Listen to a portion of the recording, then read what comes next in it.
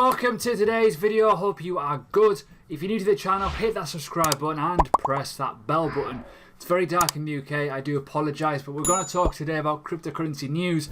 Some good bullish news out there, but ultimately I'm going to focus a lot on XRP today, Bitcoin, and a little mention for VeChain, because kind of that's what the market's talking about in relative terms. So let's get into it. Let's start. Let's end the week on a high. Let's see what's happening.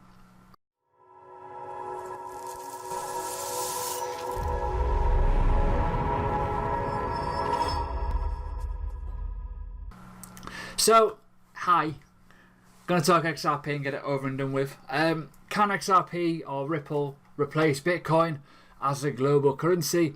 It's a sort of thing that's always been bounded around and mentioned, and ultimately people in little blogs and Twitter kind of groups are trying to push that narrative, mainly because of the dump that is happening with XRP. Now, I hold XRP mainly for a reason that I believe it will make money, and I want to mention something, even though this is going off topic a little bit. Do not get personally invested within your projects in a mental sort of physical stage that you're getting obsessed with it. You use your money, you buy an investment, you're hoping that it goes up. A lot of people in this space are buy and pray, literally buy and hold, pray, please go up. And if you're that sort of person, you're going to lose. So do your research. Ensure that you know what is happening with XRP. And if you say to the end of the video, I want to highlight a very, very classic point of why there's some elements of the XRP community that I disagree with massively. And I'm going to come on to that towards the end. So do your research. But little blogs like this will come out. Do not get clouded by this. But yeah, it's a huge possibility. It's also huge unlikely. It's a very subjective market. We do not know what's going to happen in the next 5 to 10 years. But is it right? Is it wrong? No. Do you make your own judgments? Yes. That's what you need to do. So there we go. Let's talk about something else. So one of the main famous kind of analysts out there, chief of digital Galaxy Digital even, Michael Novogratz, he's been talking quite a lot about Bitcoin, and he believes that we'll never go beyond 5k again. Again, another subjective matter, another subjective thought, possible rejection of whatever region that we're in now. It's a bit up and down at the moment. Could we go down to 5k? Yeah, it's likely that we could go to like k. It's also very unlikely as well. So it's very, very subjective. It's very, very opinionated. Do not buy because someone's saying it's never going to go that price. But if Bitcoin does go to, say, 45k, 50k in the near future, chances of it going all the way down to 5k from that point is very unlikely, but it could happen. We just can't rule it out. So please, again, emotional sense to the news. Don't get emotionally tied to it. Don't be buying Bitcoin at these levels because, oh my God, it's not going to go to 5k. It might go to 100k. Don't be an idiot, basically. So, yes, very, very recognised person, but ultimately, he's got a reason to do that. He's got a lot of bags of it. It's like me talking about certain coins. You know, I educate people about them. I do not hold hardly any altcoins. That's my biggest fundamental thing. I hold a lot of Bitcoin. I talk about altcoins as opportunities to make more Bitcoin. Do not get physically, emotionally attached to them. Hold what you can afford to hold. If you're happy with it, stick with it. Have an exit plan. Bitcoin is the exact same. Who knows? If Bitcoin goes to 200k and I've got my bags of it, I will probably be walking out of here, out of that room, out the door with my suitcases and relaxing for life. Personal opinion. So let's talk about other things. So Bitcoin supply rally could create a bit of a shock. This is something I wanted to touch about a few weeks ago, but I didn't really have the bollocks to say it. I think there is a sharp shock reality coming in the next couple of years with Bitcoin, and I don't condone the Sun. The Sun are crap as a newspaper, but its media presence. I think there's a lot of lost Bitcoins. We know there's a lot of lost Bitcoins, but we don't know the true extent until, you know, future mining kind of happens and where we go with the supply. There's a lot of wallets untouched. A lot of wallets are realistically lost Bitcoins. There's over 4 million at a latest count that have not been touched for over 6 to 7 years. That is a lot. So that could mean that our retrospect element of circulating supply, which is touchable at the moment, is around 10 to 11 million Bitcoin, which is quite low. Yes, higher the price, higher liquidity means, you know, a number of bits that can be used. But if you're accumulating the 1, the 2, the 3, the 4 bitcoins that you're aiming to get for the future, it's interesting to know that there may be even more scarcity than we realised. So scarcity is a good thing. You know, it'd be an absolute travesty if like someone decided to, you know, make a cryptocurrency that's really centralised and start off with hard money and then make loads. We know that with Bitcoin, it's always going to be locked at 21 million, but ultimately in supply there's a lot less. So always stick to your centralised kind of viewpoint of supply and demand. Don't forget it. As much as we're in the decentralised world, look at gold. If there's a load of gold, the supply will be obviously higher, meaning the price won't be as fluid in terms of going up. It will be more going down because, you know, the less market value. So supply and demand is a huge thing.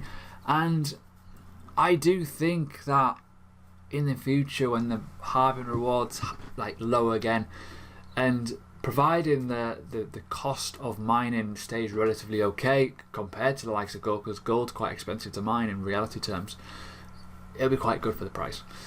One other thing to mention as well that I also didn't have the nuts to say until I had further clarification was this. In May I noticed it. There was a bit of a dump in May in the stock market and Bitcoin also rallied. This week the Dow Jones has dropped to low levels and Bitcoin has also rallied in those days as well. So I'm going to do a further video on this over the next coming weeks. I'm going to do an actual bit of analysis in terms of look at certain top level stocks and see if money goes out of them and Bitcoin grows, to see if there's some sort of like confluence with it. If there is, it's interesting to know that potentially if there is a recession coming in the next year or so, Bitcoin could be a place where people go. People will go to the trends. If Bitcoin is bullish, or altcoins or certain altcoins are bullish, they will move into those asset classes for a safer haven or to grow their money still. They're not going to just press a short button, they're going to go long as well because of the fees involved, but the fundamentals are key. If there's a market in an uptrend, they will go for it. That's usually what happens, and recently it's happened. So this article is quite interesting to read about certain things, so I will do a further video on this. And with the whole dumping of the Dow Jones and certain asset classes coming down quite big in terms of technology, Apple for example, Amazon came down recently, Bitcoin seems to be quite a good place to go for certain people, but I'll look into it further. We're going to talk about altcoins now. One altcoin I want to talk about is just VeChain. VeChain I'm a fan of. I hold VeChain. Again, one of my little long-term investments that I've just been sitting on for a while. I think VeChain's a really good asset to kind of keep your eye on in terms of not so much like get you ultimately rich, but ultimately a thing that you could possibly stumble upon and use yourself. It's going to be a whole big counterfeit kind of measure to stop, you know, fake goods getting through, and this is just moved into the wine industry. So pretty good, pretty big industry. A lot of wine can be faked. It's quite easy to fake wine. Also it can be used in quite a lot of illegal activity. So with the likes of trainers and blooming t-shirts, wine, cigarettes, medical supplies, all those kind of stuff that are quite important to the ecosystem of most countries, you can discover if they're real or not. So VeChain's really, really good. Nice little tags on them, as you can see here. So it's quite exciting to see that you may see these in your local stores in the not too distant future. Who knows? Depending where you are, obviously. But, you know, long-term investment, you know, I think VeChain as a company is pretty good. You know, again, rule of thumb, don't get attached and realise your profits. This is a pretty awesome, interesting appeal to most people that may use blockchain. And we're going to finish off on a comedy note. I mentioned at the start of the video XRP really do get on my tits sometimes, and this one was the one that made it quite comical. So Crypto BitLaw tweeted out a petition to his 102,000 followers stating that, yeah, Ripple should stop dumping XRP, which, yeah, fair enough, it's a valid point, but you look like a bit of an idiot, mate. The fundamentals of this is just gives me more fuel to laugh at the community of XRP, because they do get very emotional. A lot of XRP people are, you know, balls deep in it. Now, I hold XRP. I don't care what happens to it. I really don't, because I hold other assets and I have a lot more Bitcoin.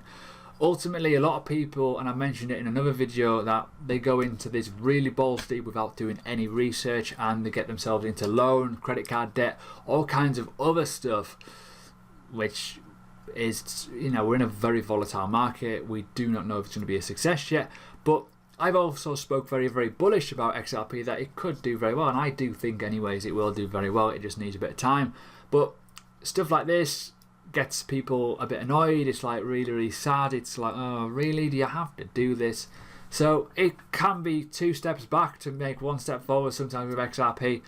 Regardless of the partnerships, regardless of everything, it is a price asset. It will go when it wants to go. We cannot control it. It's the ultimate line of fun. So there we go. Today's video is done. I will be back on Monday. We'll talk about some other altcoins, some cool stuff, depending on the market. I've held off a little bit this week. I'll talk about altcoins because it's been in a bit of a dire death cycle, essentially, in some of them. So it's been pretty much pointless. A couple of pumped, but, you know, no real point getting people's excitement up on some coin research when fundamentals are, it's not worth buying just yet. So see you Monday. Subscribe, hit that bell button, and obviously hit a genuine comment and like if you want to win some Ethereum, like always.